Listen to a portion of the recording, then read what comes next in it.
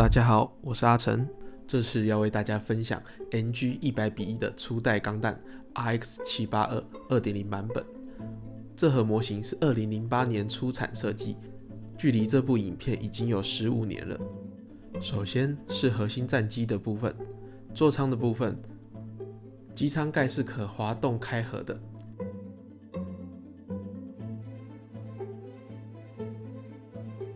在这盒套件上，核心战机的内构不多，但飞弹舱有做出来。变形只要将机翼合上，头部往内一收，同时驾驶舱就会旋转。前部分往下一推，就能将尾翼联动收合。接着要开始合体啦，对准骨架做孔，就能轻松接合。接下来是骨架的细节与可动展示。头部的巴尔干炮是独立分件的，这点我觉得对于喷涂党是很友善的，就不必遮盖即可上色，以及脸部的探测器内构也不马虎。头部的可动虽不能与现在相比，但是油压管等结构是有做出来的。再来是手臂的联动结构，是很疗愈的，能做到180度。手部是可动手，就需要把组装的指节都修剪一番了。再来是手臂的可动性，在还没安装外装甲时，是能有很优秀的摆幅。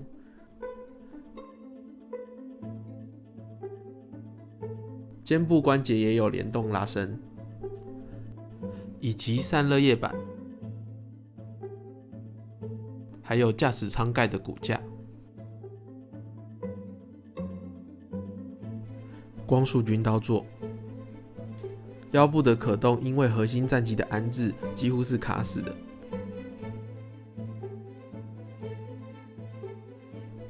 剩下与髋部的连结有前后的摆幅。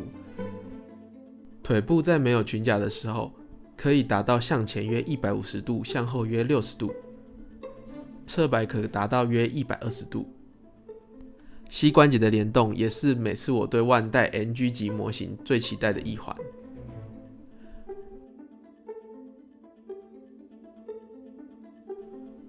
腿部的零件数也是相当惊人的。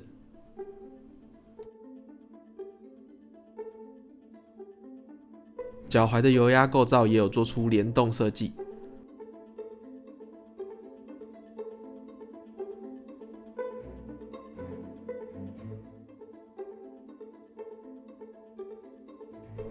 接下来会有一段是把外装甲装到骨架上面的部分，也可以直接跳到后面观看外装甲装上后的可动性，还有武器的部分。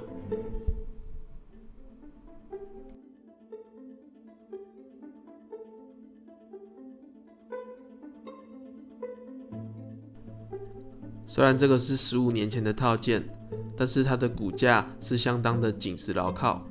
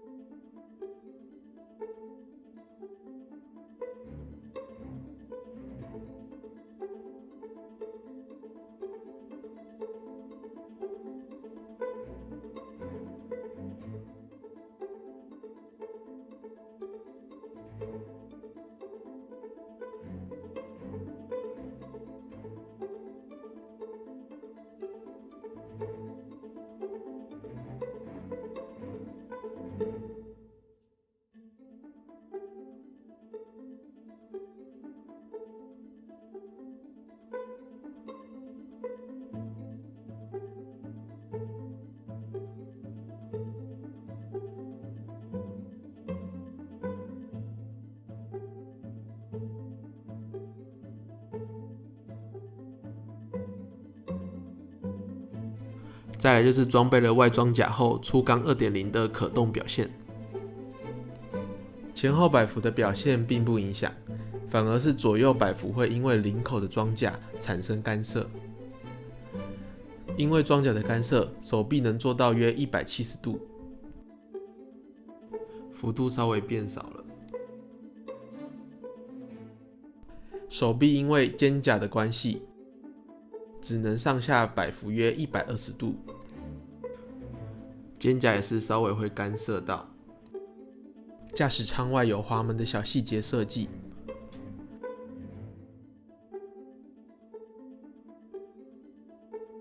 某些角度是可以看到驾驶舱内的样貌。光束军刀拔起后，推进背包可收纳刀座。我还是不死心想试试看腰部的可动，差点连根拔起啊！前后摆没问题，稍微水平左右摆动也没问题。而腿部因为裙甲的干涉，只能向前约90度，向后剩30度。再来是膝盖有了外装甲，联动的感觉更强烈。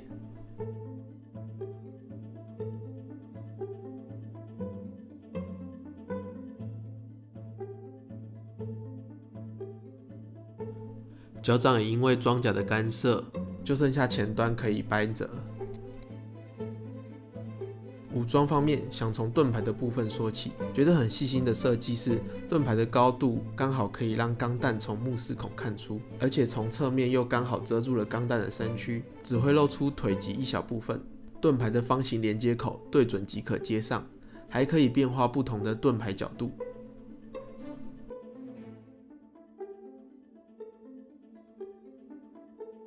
光束步枪只要将前端握把拆卸，就能将榴弹发射器装上。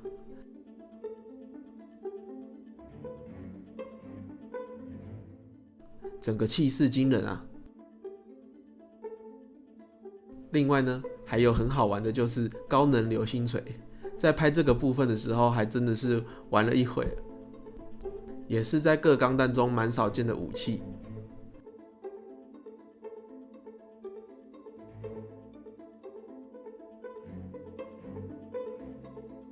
火箭炮的部分只有在握把可动。身为姆罗快乐筒，果真是不可或缺的装备啊！既然都叫快乐筒了，当然还可以有更快乐的选择。没错，正是所想的那样，一只能达到的快乐，想要更快乐就来2只吧。那就是在《机动战士》第42集出现的最终决战样式。我先拿 3.0 的火箭炮来用，结果因为握把的卡榫不同，调整了一些时间。扛着2只火箭炮还真是气势十足呢。再来是光束军刀，